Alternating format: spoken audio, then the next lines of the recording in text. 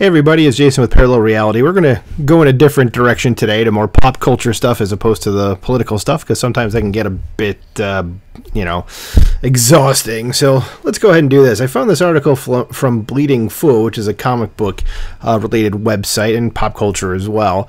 The article is dated May 10th, and it says, Buffy the Vampire Slayer comics, is Whedon's creation still relevant? And the reason this one kind of hits for me is that my all-time favorite television show is Buffy the Vampire Slayer. I've seen every episode of the show except for the 7th season, probably half a dozen times at least. 7th season, maybe twice each. I haven't watched it in a long time, but there's not really a show out there that's connected with me as much as this show did. So after that, for folks that don't know, the series did kind of, for the comic books, at least at Dark Horse later on. So I should take a step back and say that while the show was in production, there were comics from Dark Horse for Buffy and then Angel, the spin-off of it, for, again, people that don't know. And, excuse me, not cutting that out. The comics were in continuity, like kind of taking place at the same time as the stuff that was happening in the show. So they were very much tied together. But later on, after the show ended, I can't remember exactly what year it started in. But they decided to continue the television series in the comic book form. So there are Buffy comics from Dark Horse that are season 8, season 9, season 10, season 11, and then season 12, which was just, I think, one 6-issue story arc. And even season 11 is shorter than the previous 3 as well. But it was nice to see like a Buffy story unencumbered by a budget or anything like that. It was just do whatever the hell you want to do and go for broke.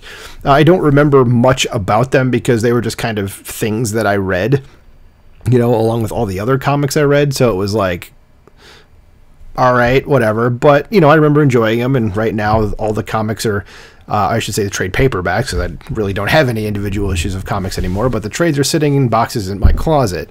So just wanted to give my bona fides on this first. So let's go through this. So again, the article from May 10th for Bleeding Fool, Buffy the Vampire Slayer comics, is Whedon's creation still relevant? So OPB, I don't know what that is, interviewed Casey Gilly, a Portland-based writer who's had Buffy the Vampire Slayer and Dungeons & Dragons comics to her credits for Free Comic Book Day, and they raised the subject of Buffy here. So the article that is being referenced, this OPB, what is that? Let me just just click on that link to see what OPB is. It's going to be Oregon, Portland, B. Okay, just wanted to see. So anyway, so the interviewer says, so the TV show first aired in 1997, and it'll be 20 years this month since the show ended, right? That was in 2003. Jesus Christ, it's been a long time. So since then, there's been loads of comics, like ones you've written, stories and conversations with the fandom. Why do you think these characters continue to endure and thrive decades after the show has ended? And then Casey Gilly, the writer, says, the Buffy fandom is really incredible. The elephant in the room is that there are some problematic creators associated with the show. God, wonder who she's talking to, and that'll be something we get into later on. Let me just scroll over this and see if, it's something that's doesn't say what the link is or it has anything in it that I could point out, but again, we'll get into it. But she continues this, but something that I have seen as a Buffy fan since it aired. I'm in my 40s. I was a teenager when it came out. I was watching it in syndication, and I felt the power even then that there is a relatability to all the characters in Buffy. That's actually very true.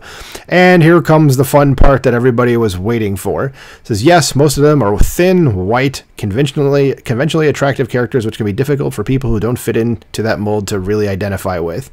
Yes, because everything has to be racist or, I don't know what you would call us, like, I don't know what other type of ist or phobe it could be that, but yes, let's go ahead and say that that's the reason that nobody could relate to it. Never mind the fact that everybody of like every single description you could think of related to this show. That's not even a debatable thing. Anyway, let's continue with her stupid quote here. It says, but within the writing are also characters that deeply struggle with anxiety and depression and get to be villains and get to be heroes and get to be chaotic.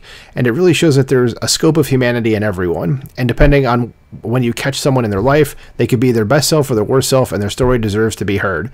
So back to the writer of Bleeding Fool. He says, so they at least acknowledge creator Joss Whedon's an awful lot.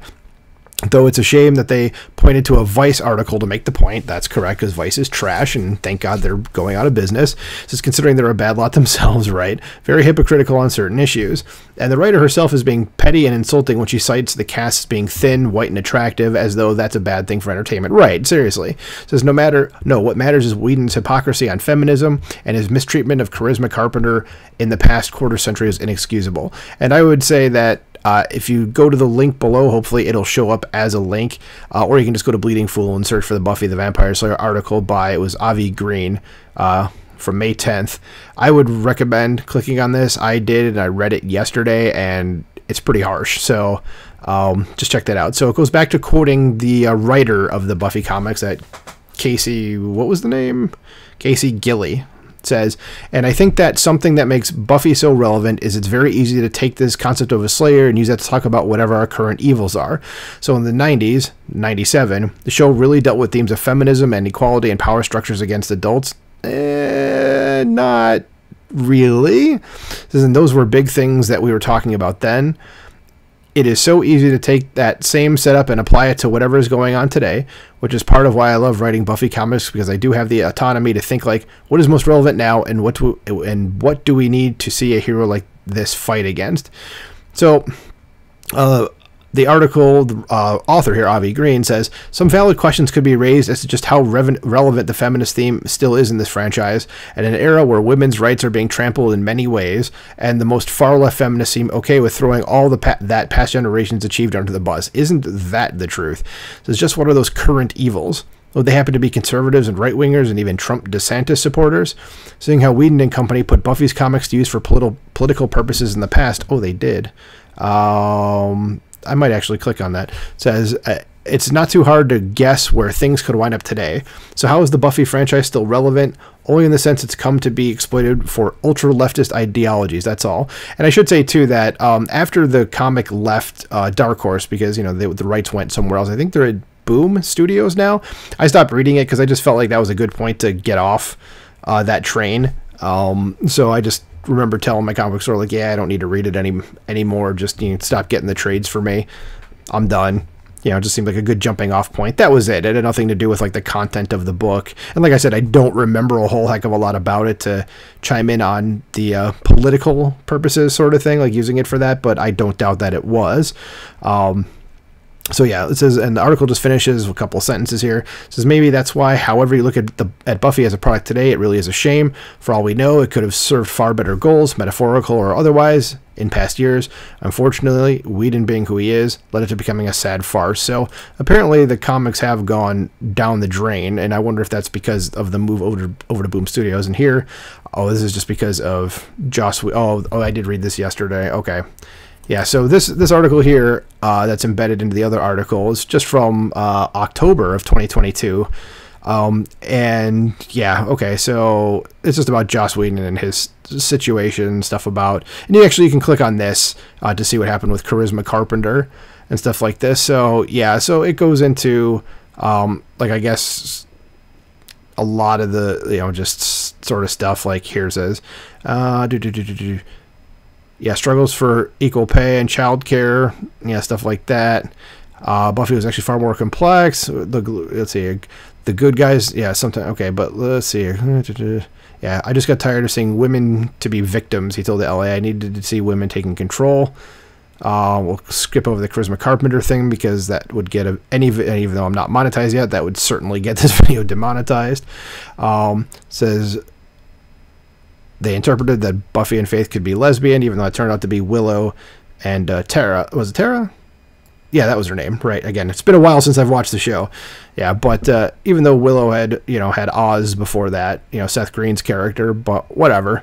Let's see here. But yeah, so go read both of these articles. I'm not going to go into the other one about Whedon because you can see this is a very long article. Yeah, so does anybody out there still read the Buffy comic today? Again, I don't, but I was just wondering what you guys think about it. What do you think about the show in general? Let's talk about the show because that was always a fun time, and I probably should go back and rewatch it Probably grab my older nephew to be like, this is fun stuff. You should watch this at some point. He may have watched it on his own already. I don't know, but I'll find out from him. But we'll see what's going on here. Let me know what you think. Comment below, like, share, subscribe, and I'll talk to you soon. Bye.